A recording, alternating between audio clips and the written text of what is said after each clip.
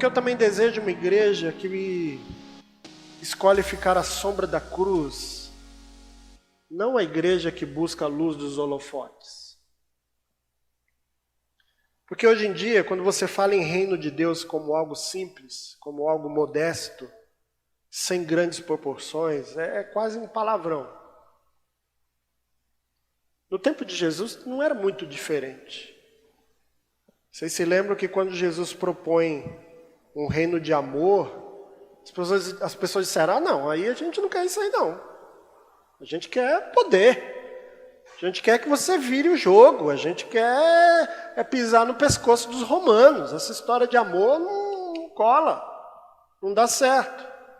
Falar numa igreja que não ambiciona o poder e riqueza soa como um discurso de derrotados, sabe? Soa como um atestado de incompetência. Você já diz assim, quantos membros tem na sua igreja? Minha igreja tem 400.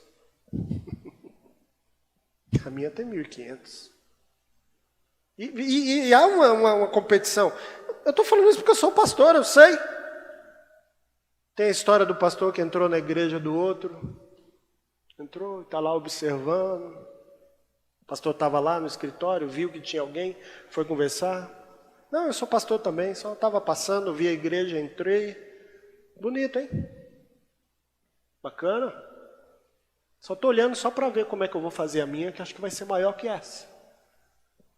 Mais luxo, mais riqueza. No tempo de Jesus não era muito diferente. Até os seus seguidores mais próximos, mais íntimos, alimentavam sonhos de poder, de riqueza, de grandeza. E muitos abandonaram Jesus exatamente por ele ter censurado esse tipo de desejo secreto. Lembram-se? Quando Jesus começa a falar que ele vai precisar experimentar a cruz e falar que o reino de Deus é um reino de amor e de misericórdia, e aí as pessoas foram indo embora, os discípulos ficaram ali, os 12 naquela, né? A gente vai ou fica, e Jesus olha e diz, vocês querem ir, meus queridos? Podem ir. Não se sintam obrigados a ficar. Paulo também lidou com isso, mas ele tinha plena consciência da simplicidade do Evangelho e do seu papel. Quando ele diz, nós não estamos aqui para proclamar nós mesmos. Não. A gente está aqui para proclamar a Cristo Jesus, o Senhor. Quanto a nós mesmos, a gente se apresenta a vocês como servos, por causa de Jesus. Verso 5. A gente vive um fenômeno muito triste no Brasil. Cada vez mais, líderes religiosos, denominações, igrejas locais, almejam um projeto particular de poder e de riqueza. Essa aproximação da igreja com poder é promíscuo. É horrível. E a gente está vendo os resultados aí. Então eu sonho, desejo uma igreja que não se embriaga com poder. Não sou contra a igreja grande, a igreja crescer, ter muita gente, não sou contra. O que eu acho errado é quando a gente se embriaga com esse tipo de coisa, sabe? Quando a gente começa a ficar deslumbrado, dizendo, olha, eu acho que a gente realmente é muito bom. Nós somos bons, hein? Que maravilha. Sabe, gente que não ama o dinheiro, mas prefere a discrição, prefere ficar escondida à sombra da cruz de Cristo, ao invés debaixo das luzes, né, dos holofotes. Uma igreja que não se omite, mas uma igreja que sabe que a fé não é um show. E que jamais poderemos seguir a lógica maquiavélica de que os fins justificam os meios. De que para alcançar determinado objetivo vale qualquer coisa.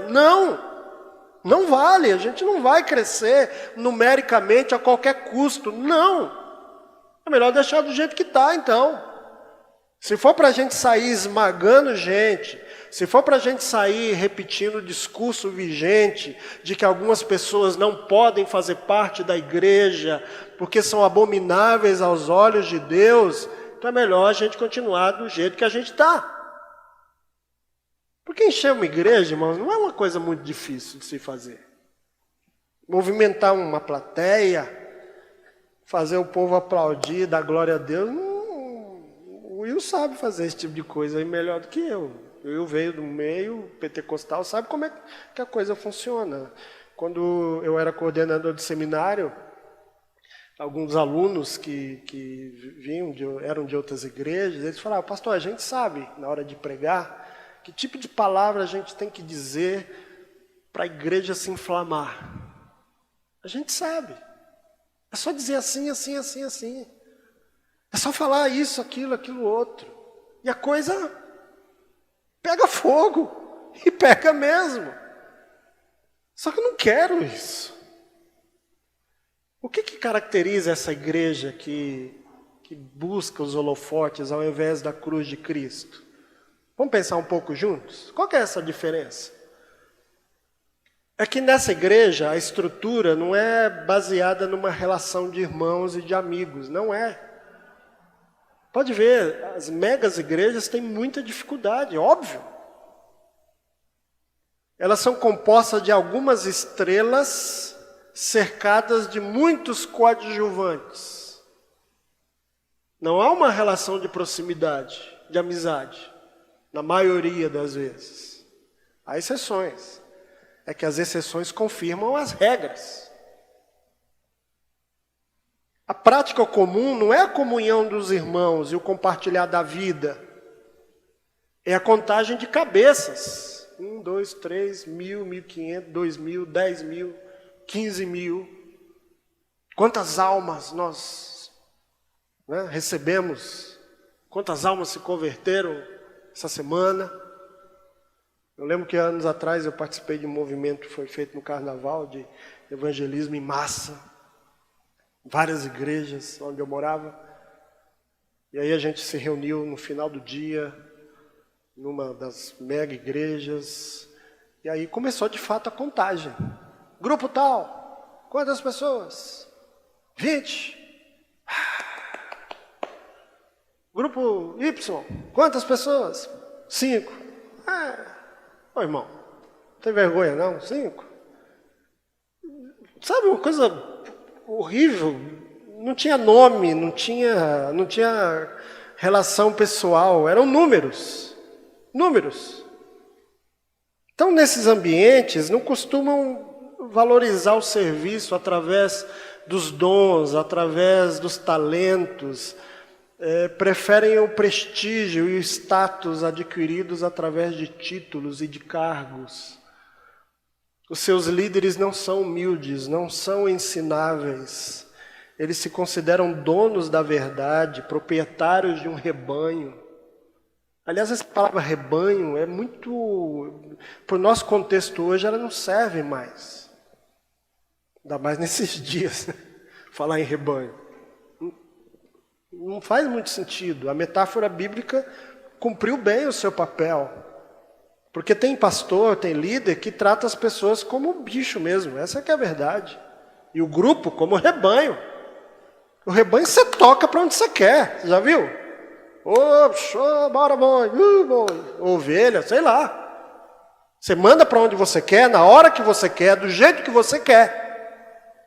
E tem pastor que continua fazendo isso. Então, nessa igreja, Jesus, ele é um mero coadjuvante de um espetáculo, sabe, pirotécnico, onde o centro das atenções é o líder, ou é a banda de louvor, ou é a estrutura, ou a realização de feitos extraordinários. É preferível uma igreja que se esconda à sombra da cruz, do que uma igreja que busca esse tipo de coisa. E para concluir, eu prefiro uma igreja que padece sendo fiel do que uma igreja que lucra manipulando o Evangelho. Presta atenção nas palavras de Paulo no verso 2. Tem a Bíblia de Jerusalém, tem uma versão que eu acho interessante, que diz assim: dissemos não aos procedimentos secretos e vergonhosos. Procedemos sem astúcia não falsificamos a palavra de Deus. Ou seja, nos dias de Paulo já existiam pessoas que manipulavam a palavra para proveito próprio. Já existia. Deturpavam, envergonhavam o evangelho para levar vantagem.